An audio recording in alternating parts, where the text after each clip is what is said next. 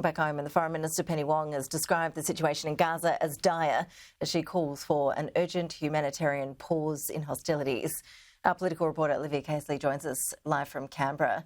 Olivia, this all comes as the ADF is moving to send troops to the Middle East. What role will they play there? Well, lots of developments on this conflict in the Middle East today, Ash. In the past hour, we've seen Foreign Minister Penny Wong take to the social media platform formerly known as Twitter to essentially call for a humanitarian ceasefire. She wants to see more action taken to try and protect Palestinian civilians caught up in the conflict. I'm going to take you to her statement now, which is the most strongly worded since this conflict first broke out. She says, "The way Israel exercises its right to defend itself matters. It matters to civilians throughout the region, and it matters to Israel's ongoing security. Innocent Palestinian civilians should not suffer because of the outrages perpetrated by Hamas."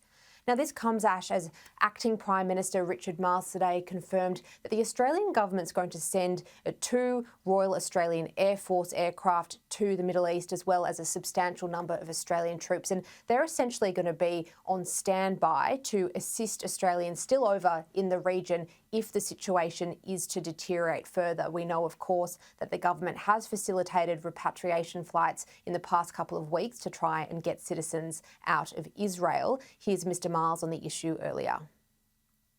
The point of this is to support Australian populations that are in the Middle East, and it's really a contingency.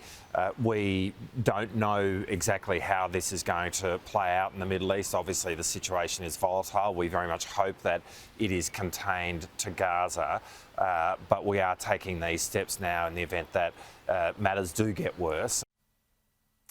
The opposition today has provided bipartisan support for that ADF decision, but they're also saying it's too little, too late.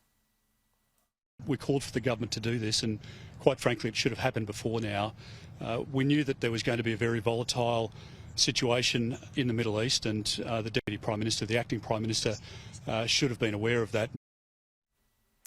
At the latest count, the Australian government is saying that there are 79 Australians in Gaza, Ash.